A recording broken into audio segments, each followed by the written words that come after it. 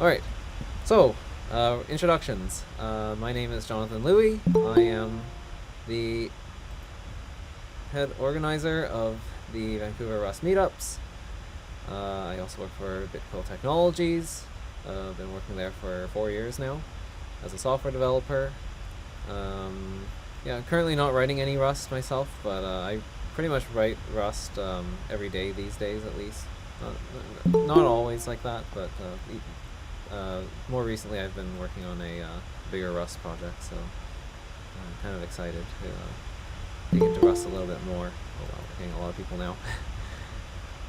Alright, so I'm Yeah, just I going can to... continue. Yeah, go ahead. Yeah, my name is Boshenbai. I'm the co-organizer of the Vancouver Rust Meetup. I work for a gaming platform company called Skills, and I just finished my first Rust project for the company. So we officially using Rust in our production environment now.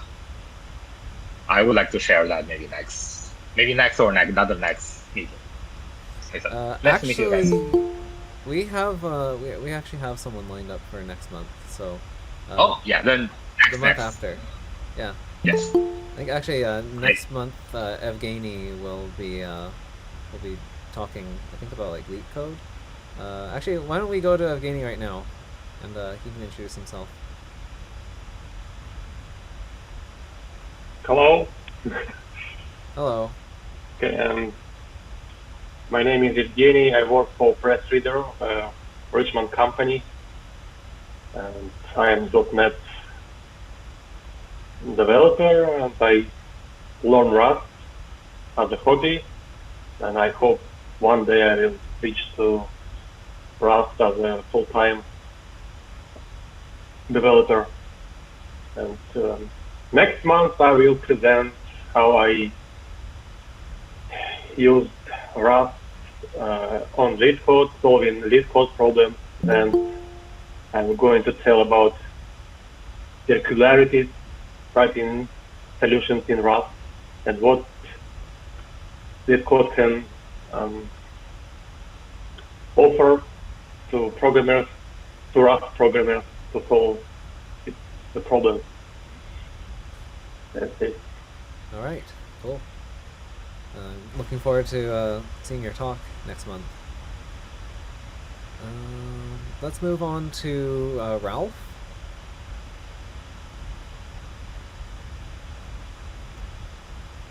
Ralph Giles. If you want to do an introduction. If not, that's fine too. We can move on.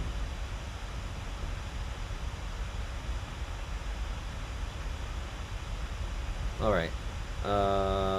Let's go to Zihao. Do you want to give us an introduction? Yeah, so hi everyone, my name is Zihao. So I'm currently work as a software engineer at Bay Area.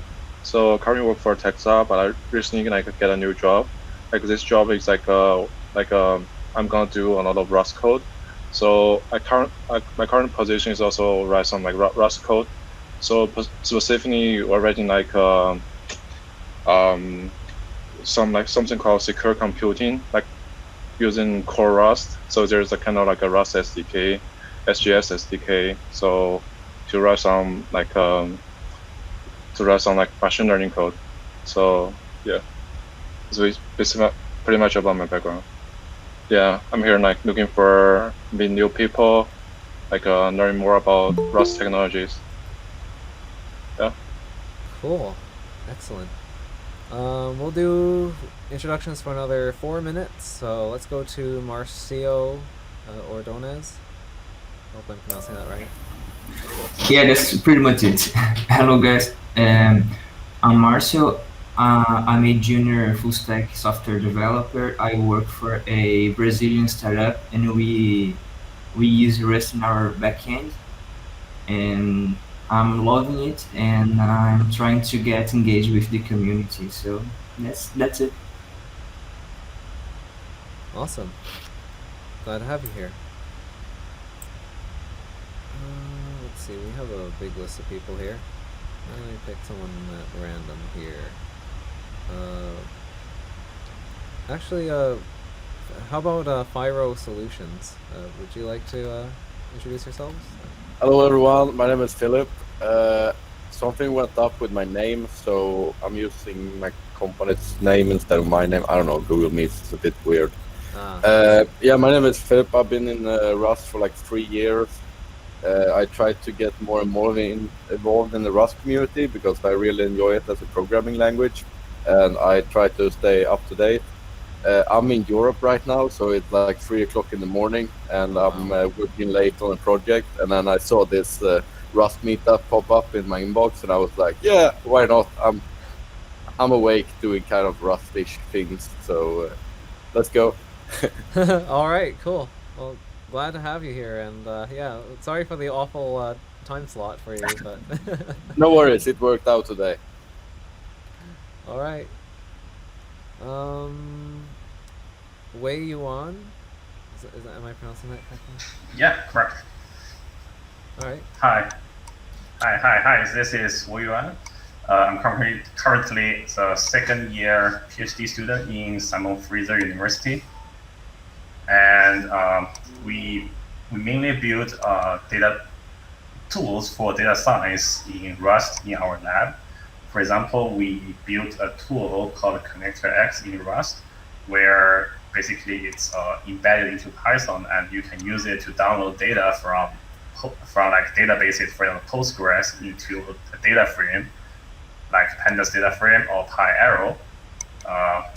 And also it is the fastest these days. We also integrate this tool into Rust data frame called Coalesce, if you guys know it.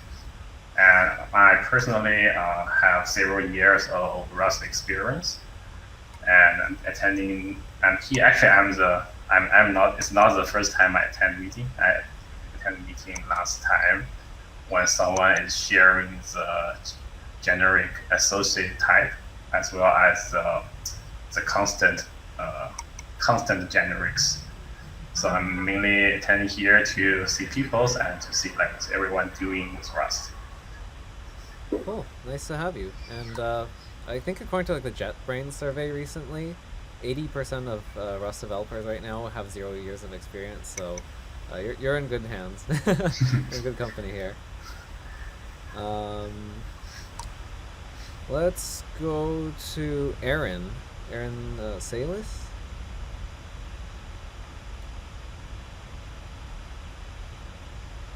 No? Oh, right. No camera. Okay.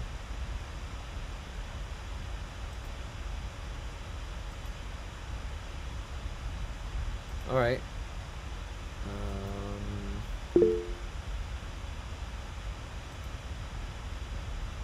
Use it Rust Network, just hobby projects. Okay. Yeah, that's same here. I think most people are still using Rust in hobby projects only. All right. I think with that, we're going to move on to the actual presentation now. So let me just share the video here. Hopefully this will work.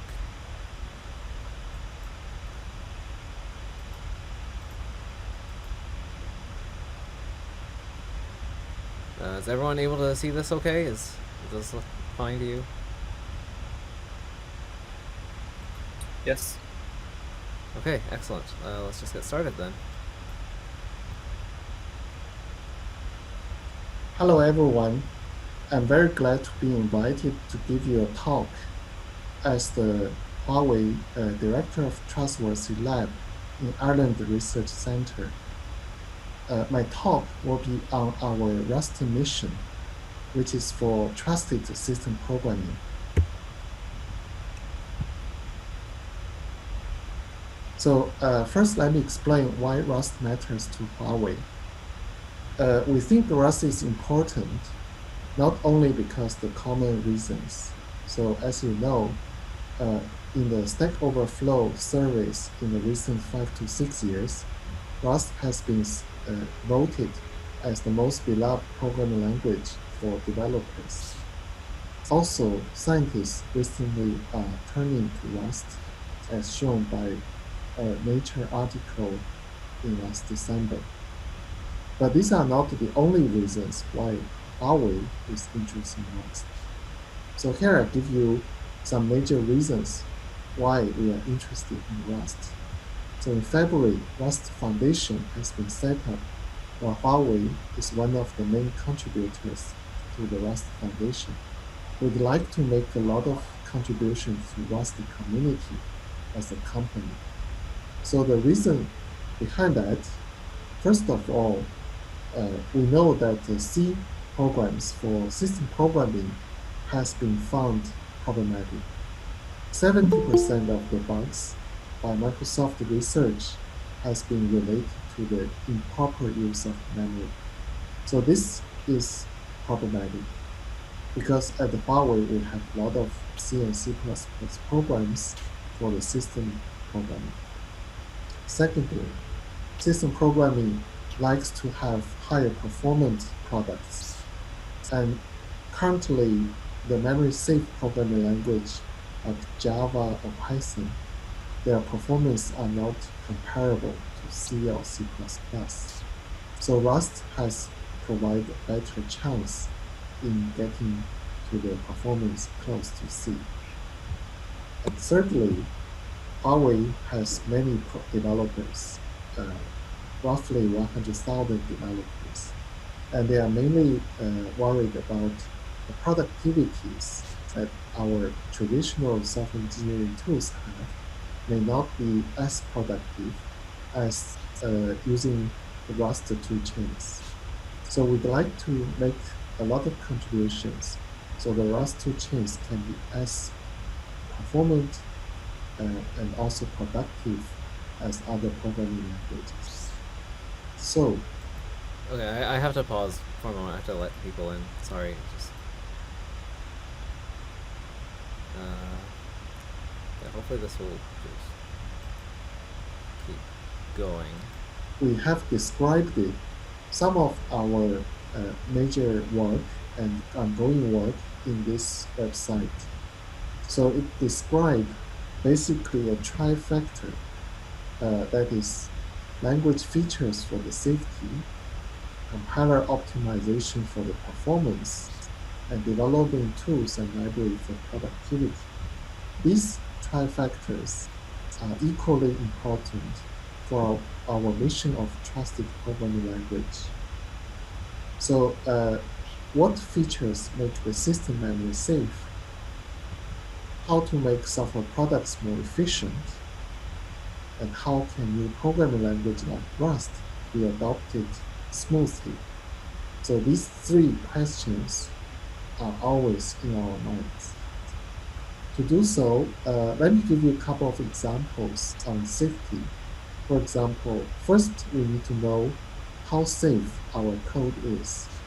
In the Rust community, there is a tool called Cargo Digger, which can count individual elements like functions, expressions, how many of them are using unsafe keyword.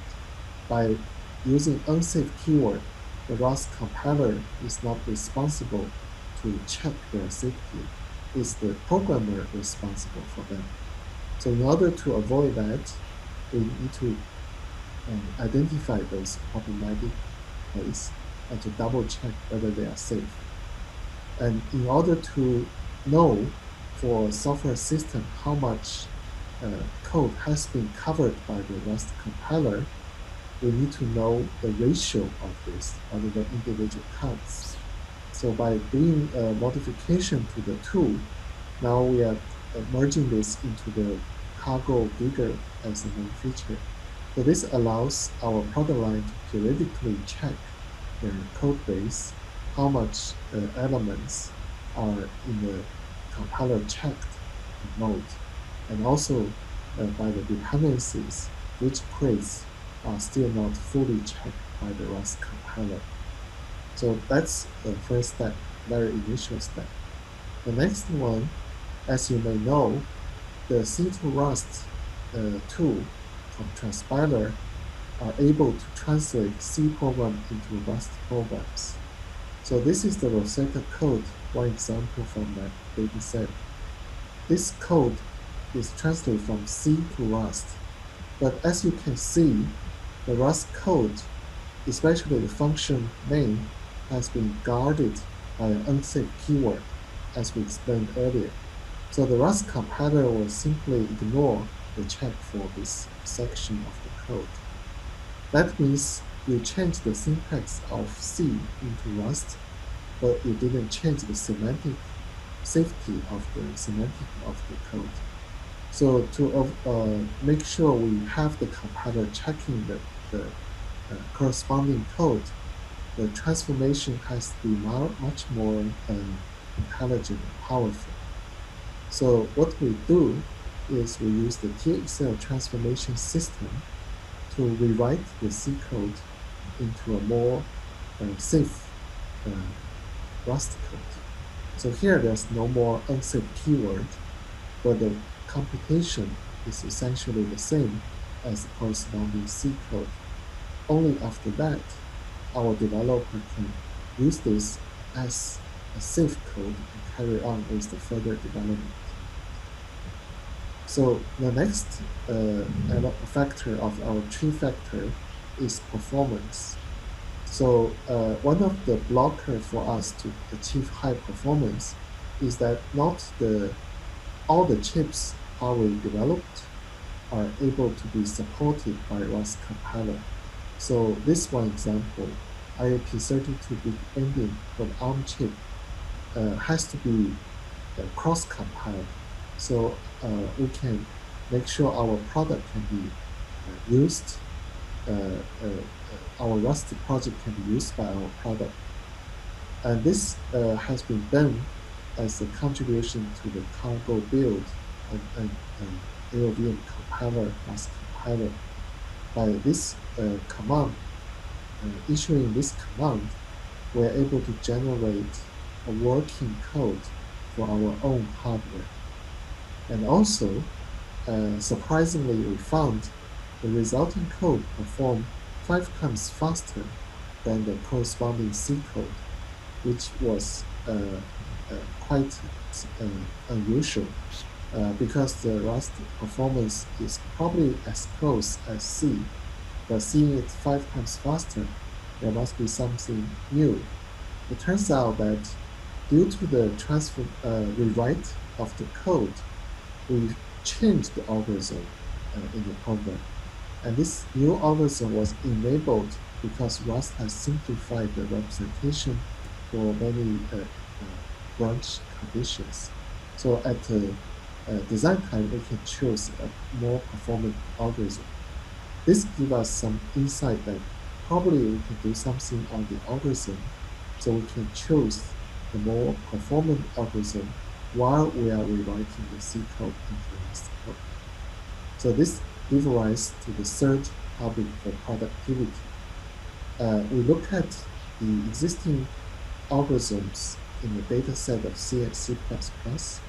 It turns out using deep code learning technology, it is possible to classify the algorithm by, for example, this tree caps state-of-art algorithm.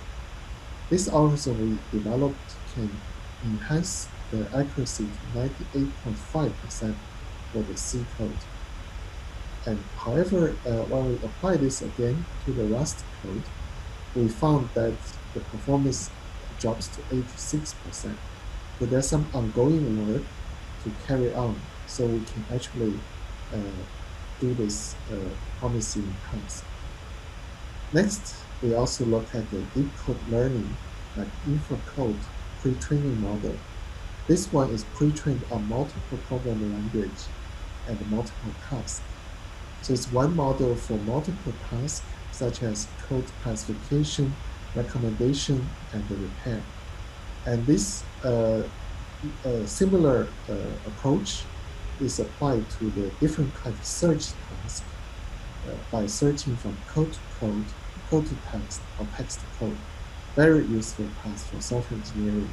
We just hope to expand this for covering Rust. So eventually we get to an IDE integration, which allows us to spot the algorithm written for different programs and also explain why the deep code learning think this is that algorithm. So these are ongoing work. This is a quick recap about our two factors. So we have explained that safety, performance, and productivity is what we are looking for. Next, we want to make contribution back to the Rust community.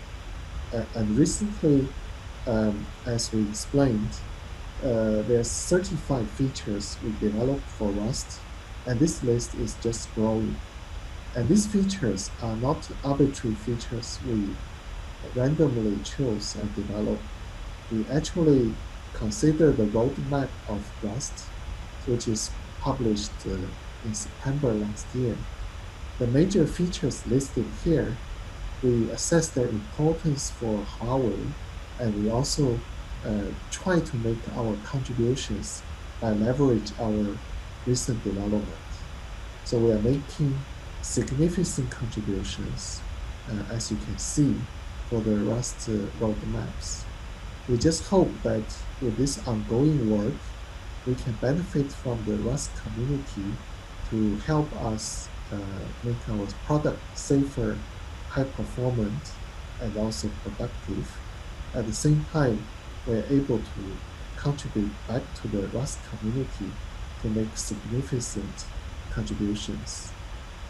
Okay, that's the end of my talk. Thank you very much.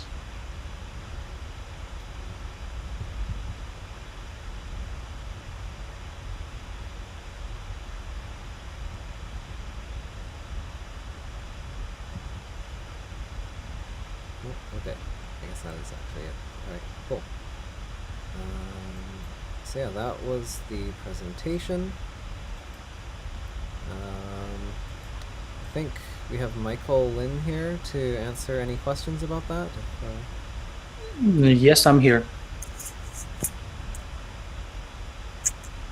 So do we have any questions, or?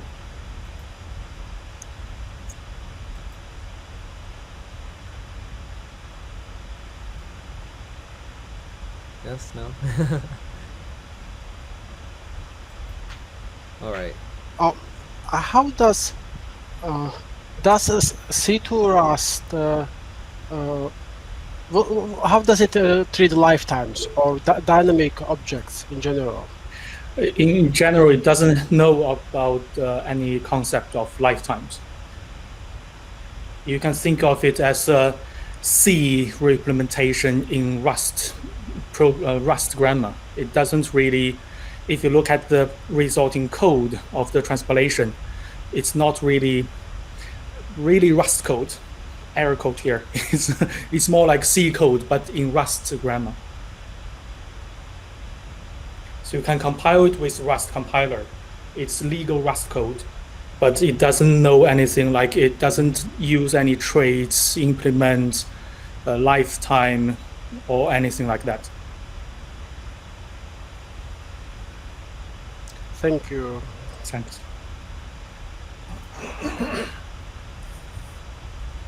I have a question. So can you elaborate a bit more on what happens after you transpile C2 Rust?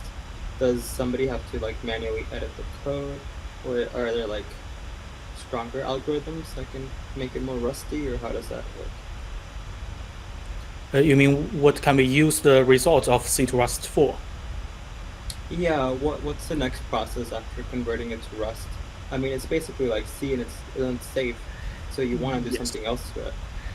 Yes. Well, there is another presentation after this, but then the gist is the result of C2 Rust, we can treat it as a starting point to really make the C project into a Rust project. So we need to handle all the say compilation errors after the C2 Rust transpilation. We need to handle all the C external library calls, and we also need to handle things like are legal in C but illegal in Rust. Then after make all those changes, then we are working on, or we have been working on this to make the Rust code more rusty, so to speak. We haven't get to the lifetime yet, but now we are able to reduce third-party function calls at least, and try to kind of replace all the notorious C APIs into the corresponding Rust ones, like printf, get, char, those string to integer conversion, etc. Then there are still more work to do, of course, especially in the pointer area. In the resulting C to Rust results, there are, well, if it's pointer in C, then it's pointer in Rust. So it's absolutely unsafe. And it's not that straightforward to convert all C pointer usages into Rust references, but we are working on that at the moment. And for the use of it, we think it as a great way, if we succeed, to kind of enrich Rust ecosystem, because then we can take whatever C library we want to use and just one shot convert into Rust, if our tool provides a good enough result. Also, if we want to, say, migrate a product from C to Rust, then that will be a very good starting point. Then you'll get a functionally correct Rust version at day one. Cool. Awesome. Thank you. Thanks. We've got another question in the chat here. Is Huawei re-implementing existing projects in Rust, or is there a focus on new projects in Rust? Very good question. I don't know if I can answer that. I'm guessing NDA. I don't know if I can say for sure, but then there are projects in Rust. That I can say. All right. Good to know. Do we have any other questions here before we move on to the next talk here?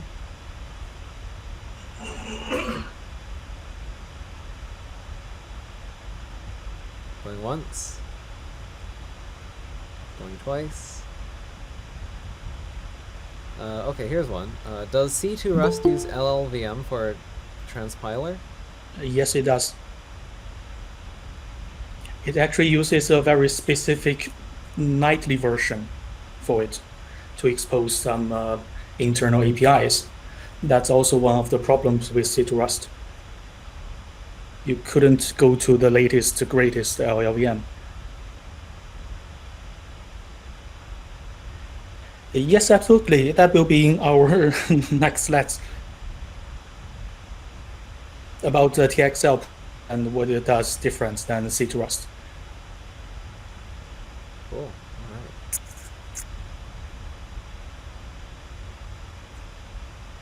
Oh, even more questions here. Yes. Huawei is also a kernel contributor. Is there any planned synergy between C2 Rust and the Rust Linux work? That actually I'm not known of. As far as I know, the Rust Linux work, they are aiming on the new driver related stuff, right? They are not going to port any existing C work to Rust, as far as I understand.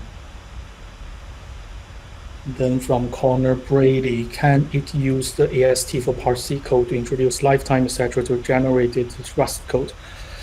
Oh, good question. Technically, I believe it can, but I'm not an expert on this part. From my knowledge, I think it's definitely possible, but it's not part of C2 Rust functionality yet.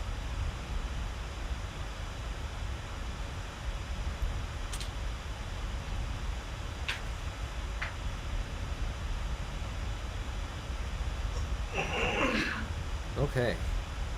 Any other questions?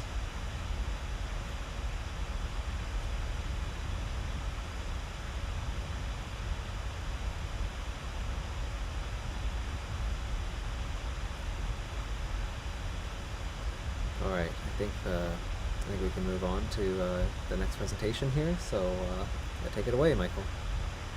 Do you have the slides with you, Jonathan? Do I have the slides? Yes, I saw the. Yeah, I do have the slides.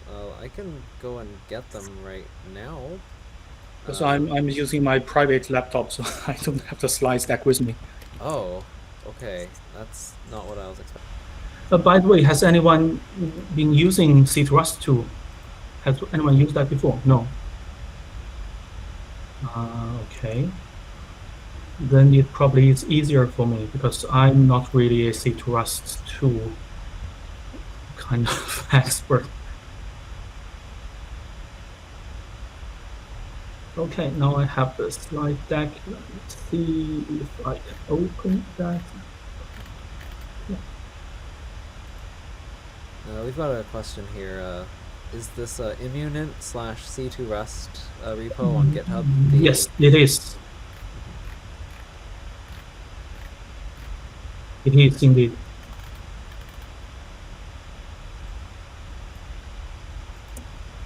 Okay, let me see if I can show this one. Share.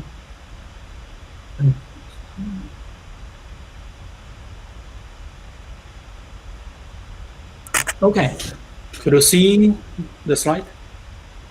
Yep, we can see the slides. Okay, wonderful. So the first half is made by Xuefeng Han, and I guess he used C Rust a bit. Personally, I haven't used it to a very deep extent, so let's see how good I can give it a try. Well, C Rust is a tool developed by Immunent, as you already know. It's aimed to migrate legacy C code to Rust. So basically, this tool supports C project up to C99. And by default, I think it supports any C product build system that can generate this compile commands.json file to show it the build dependencies. And the basic step is like this. It takes unsafe C code, source code, put into the transpiler, and then transpile it into an unsafe Rust code. Internally, it will go to the AST of LLVM, dump it. I think it's, okay, maybe we can talk about later. There is no slides for the details, I believe. And then if you see there is a stage 0, let's see, use a laser pointer. This is stage 0, and then this is stage 1.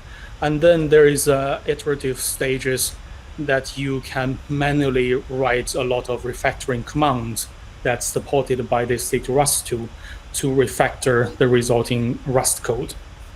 There are some examples in their documents. You can say, try to get rid of all the printfs, or try to get rid of certain C API calls to use corresponding Rust versions.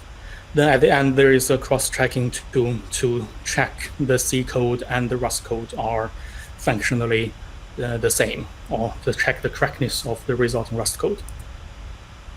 So here, internally, it's wrapped by Python, but then inside, it's Clang and the LLVM to have this AST exporter to export the AST of C code into a CBOR format. And then that's a pure C Rust project. They have written a lot of Rust code to kind of transform that AST into a Rust AST, and then call the internal Rust compiler API to revert the Rust AST into Rust code.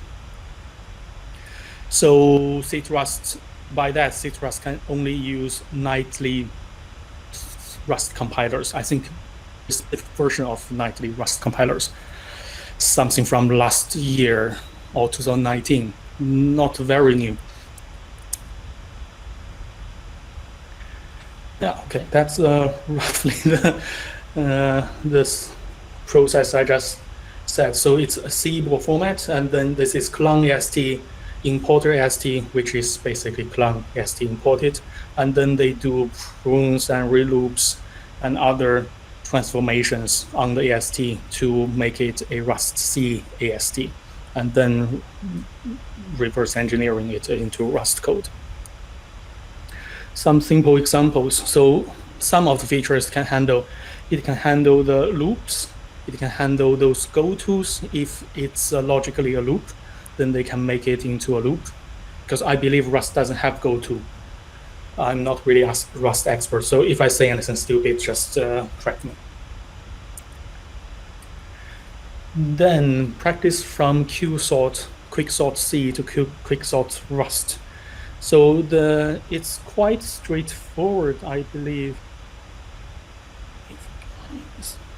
You just build the C product in order to have the build dependencies, this compile commands JSON file I talked about.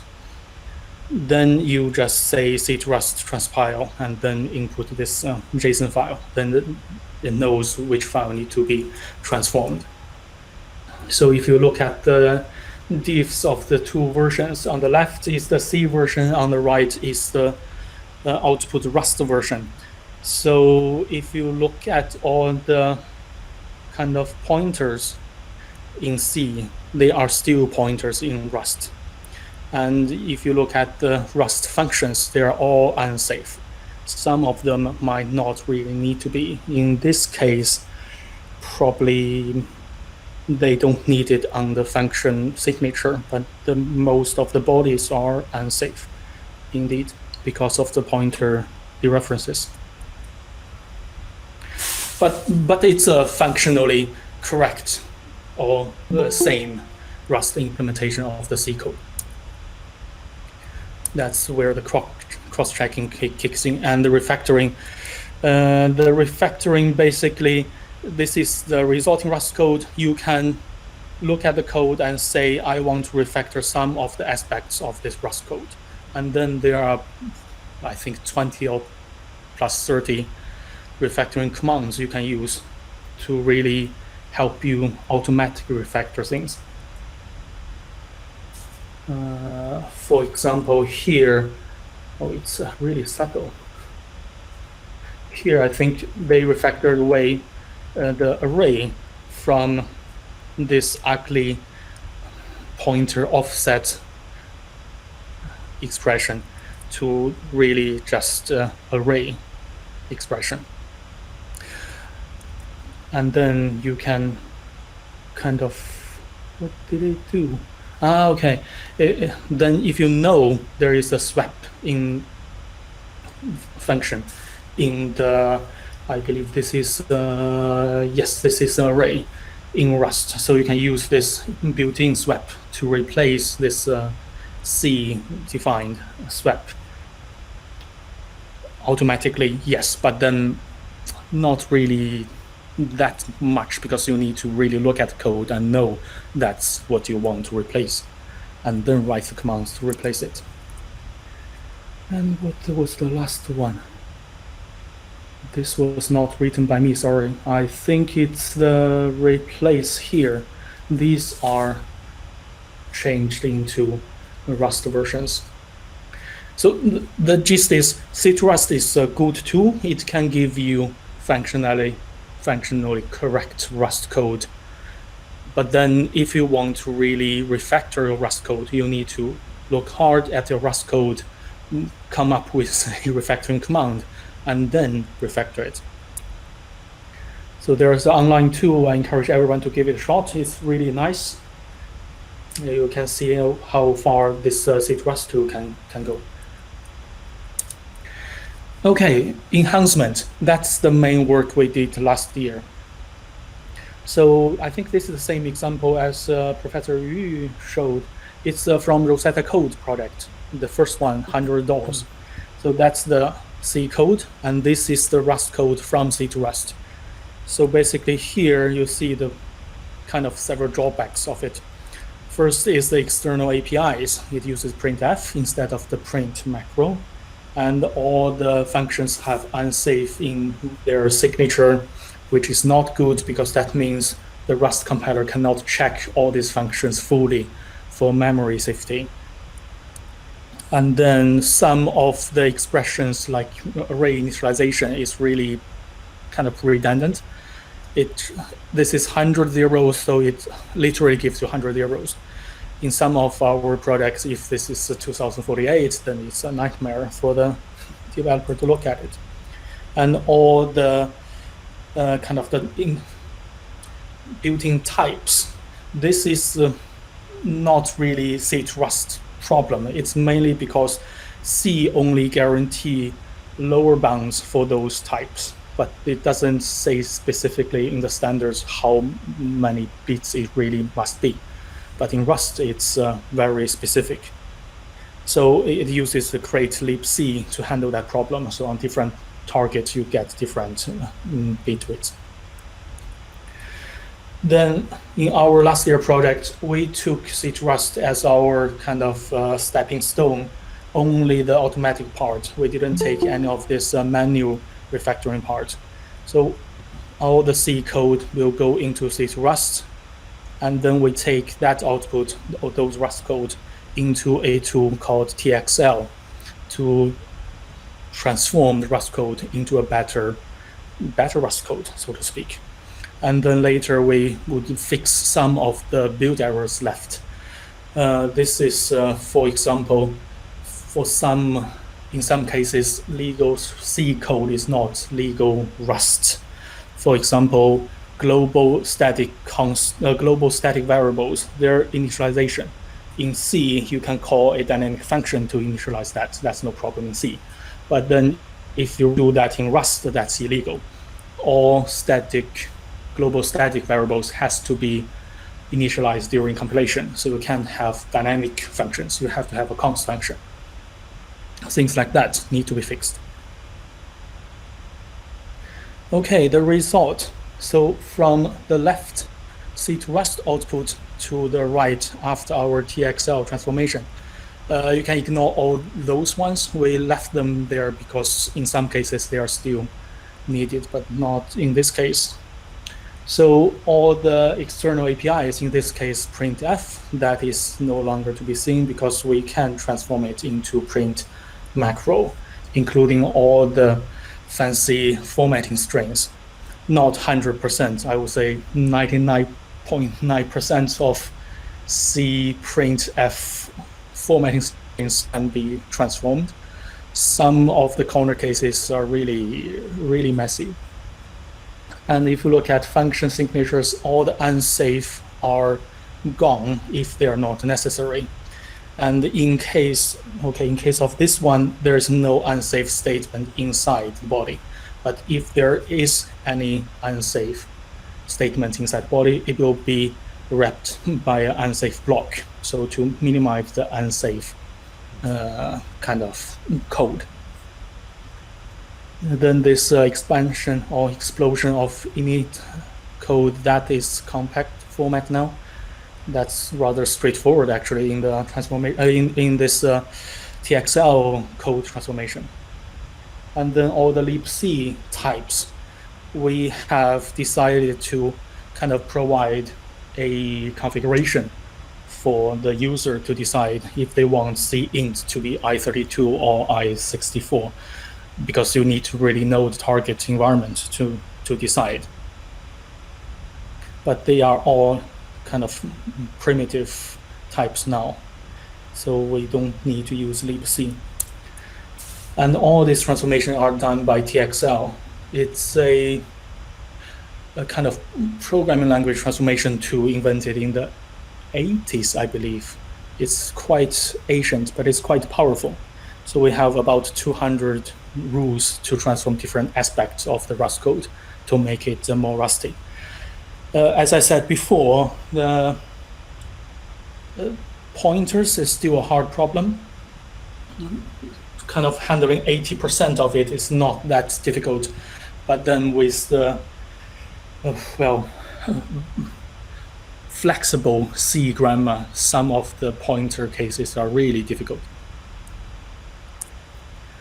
So if we look at some benchmark programs we use, like TinyCC, that's open source project, Rosetta Code, open source project, Check2C. From Microsoft, it's a set of C projects. And pointer distribution, that's also a set of C projects. And the BusyBox, well, the famous one. We can use C Rust plus our tool to automatically transform all these C projects into Rust projects, and they can compile and they can run. And if you look at this column, that's the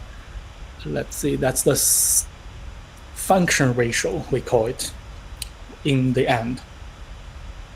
That means all the functions without any unsafe keyword in signature divided by the total number of functions in the product. So most of them are quite high except BusyBox. That is mainly because BusyBox uses too many kind of function template in their code to save. I don't know, I think they are trying to save memory or save disk space to minimize the compiled binary code. That is rather difficult in Rust because then you make many functions unsafe because the incoming parameter is a function which is unsafe. That's basically the same information on the left except in a diagram. So the kind of the bar here are all the results after our TXL code transformation, which is kind of good on the function level. On the code level, as I said, because of the pointer are not totally addressed, so the code unsafe ratio is actually not that low yet. And then some references. I believe that's the end of the slide deck. Yes, any questions?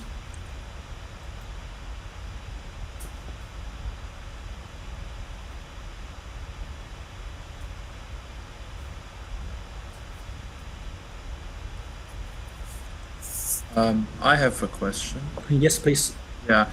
So I think I'm very confused about this concept of automatic, like transpiling C to Rust, because I mean, if you write code in a language that doesn't have a borrow checker and you switch to Rust, I mean, you very quickly run against the borrow checker. So I do not understand how this can be even automated. So I see. Because if you wrap your code, if you wrap your Rust code in this unsafe block, but as far as I know, unsafe does not suspend the borrow checker. Right. It does not suspend the borrow checker, I mean. No, I mean you still have. Yeah, I mean it allows you to do some stuff like what was it, like global mutable variables, certain point operation calling other unsafe functions, but there's still a borrow check.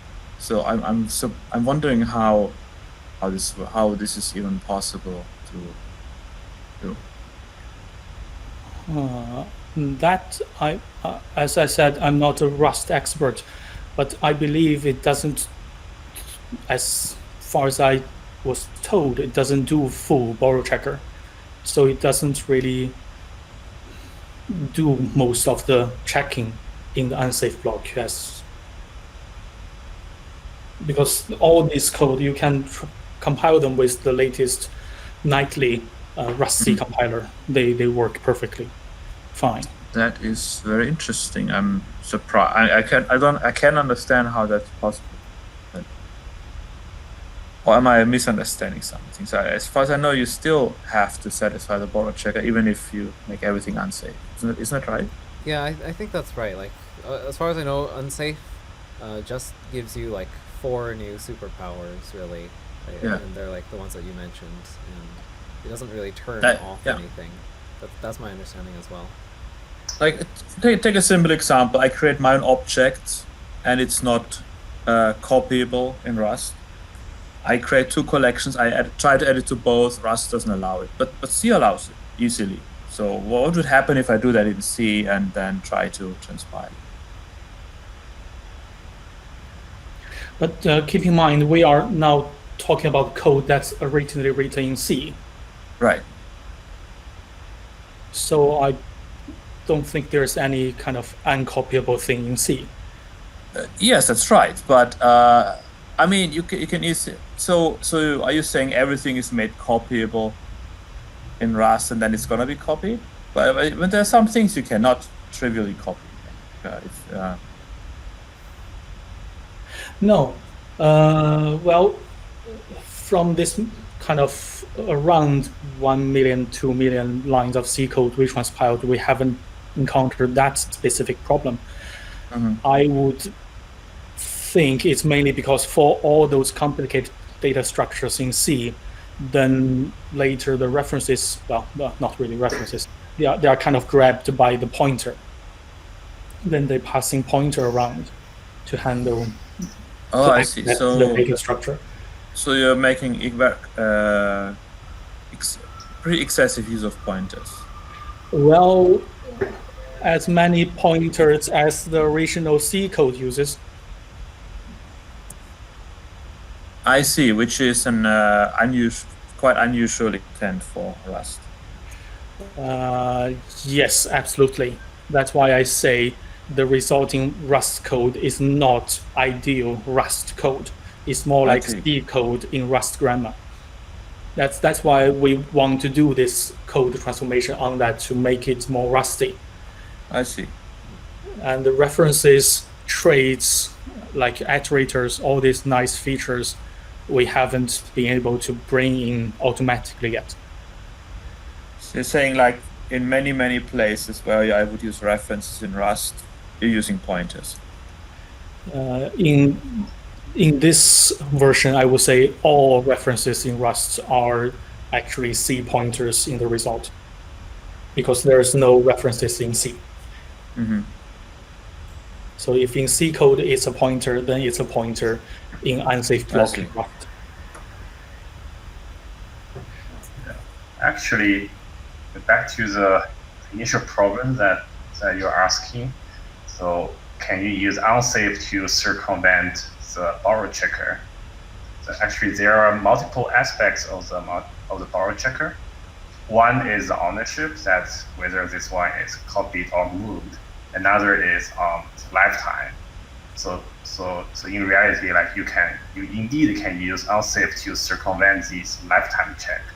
For example, if the borrow check tells you that one variable lives shorter than what is required and give you a compilation error, you can use unsafe transmute to transmute that reference to any longer lifetime, so that the compiler is happy, but at that point the safety is on your hand now.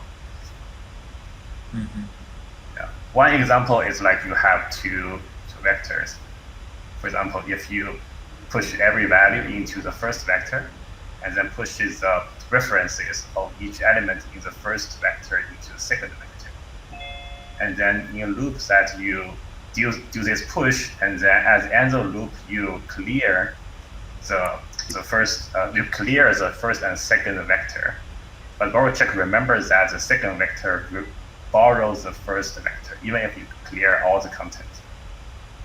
Then in the next loop, you cannot really reuse the vector because it's borrowed. So in that case, compiler will not let you compile the code, even if it's totally legal. So a trick is to just transmute the references so that it lives longer.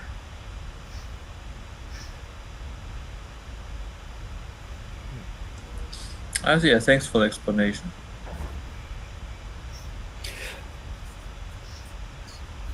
But one good point here, maybe I missed that. Maybe because you said unsafe doesn't disable borrow checker, and we haven't encountered any problem because the C code was well designed, so it doesn't violate any of the kind of the ownership. It doesn't introduce a memory overwriting or anything like that. So the resulting Rust code works as well. Maybe you can try on the c2rust.com or .org this online editor to kind of construct a bad behaving C version, like the vector or array case Weiwen just mentioned. Then ask C2Rust to transpile it into Rust. Maybe then the Rust compiler would complain about that. I haven't tried, but maybe it's worth a try.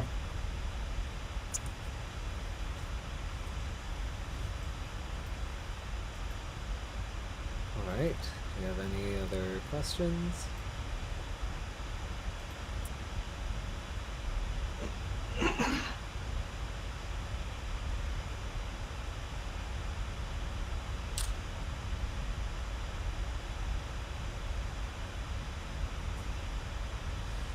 All right, I think that's it then.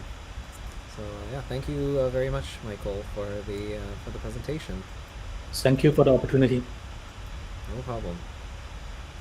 All right, so next I'm going to share my screen. I'll go over the news segment real quick here.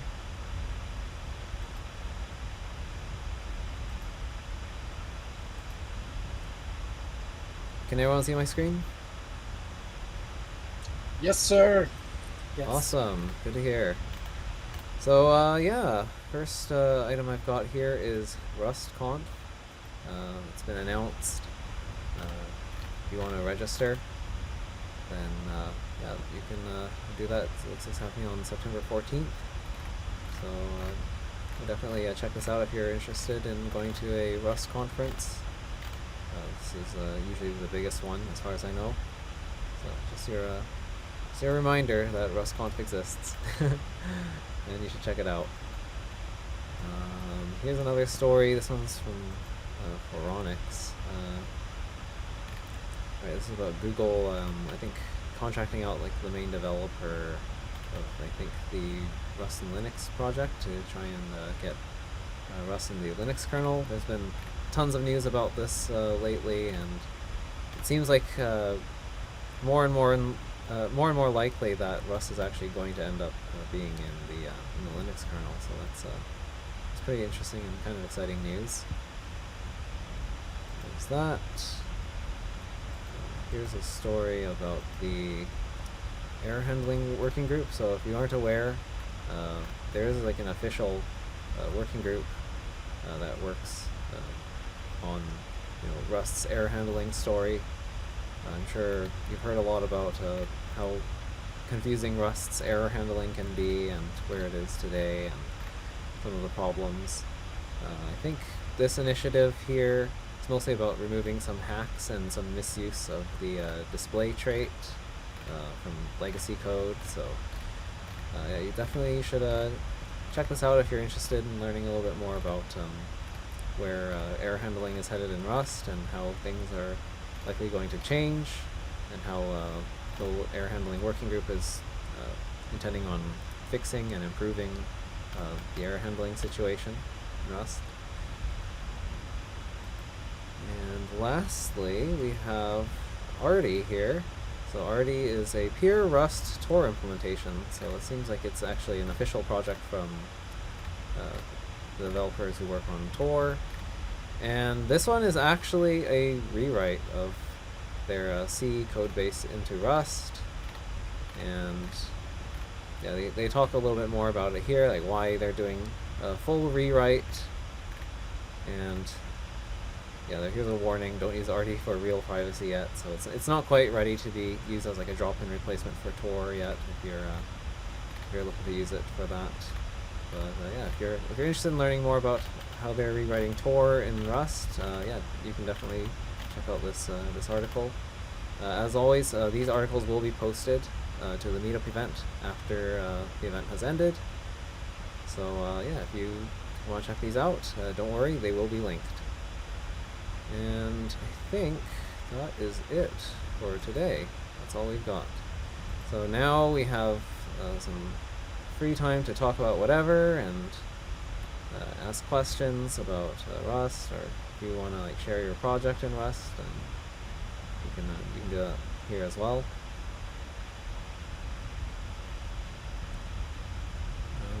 Chris Miller says, regarding Rust in the Linux kernel, someone submitted a patch to show the GPIO driver side by side with the original C. It's an interesting read, even if you don't know kernel C. Okay, I'll check that out.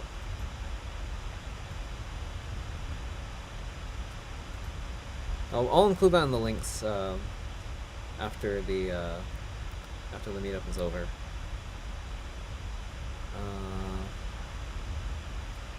So yeah, if nobody has any questions, comments, concerns, then I just want to do one quick plug for, I guess, or one quick call for participation here. So if anyone's interested in doing a talk here at the Rust meetups, then yeah, just let me know. Typically, we try to aim to have presentations be around like 30 to an hour, or 30 minutes to an hour long. And it's pretty much free form. You can structure the talk however you like. You can just talk about whatever Rust project you're working on. If you really want to share that, or you can talk about a specific Rust topic. Like we've talked about, I think, const generics and other like nightly features in Rust before here. You could do like a workshop. It's totally up to you. Yeah, if you're interested, you can let me know, or you can tell me right now that you're really interested and you want to do a talk. And yeah, I can try and schedule you in.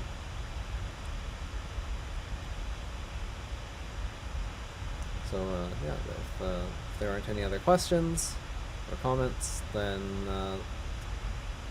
this is the official end of the Rust meetup. So thank you all for coming, and I will post the links. I'll also be posting up the slides to our GitHub repository, along with the other past presentations that we've had. And next month, Evgeny will be doing a talk on LeetCode, so look forward to that. Thank you. Nice to meet you guys. All right, Thank take care, you. everyone. Thanks, Jonathan. No, at all. Thank Bye. you.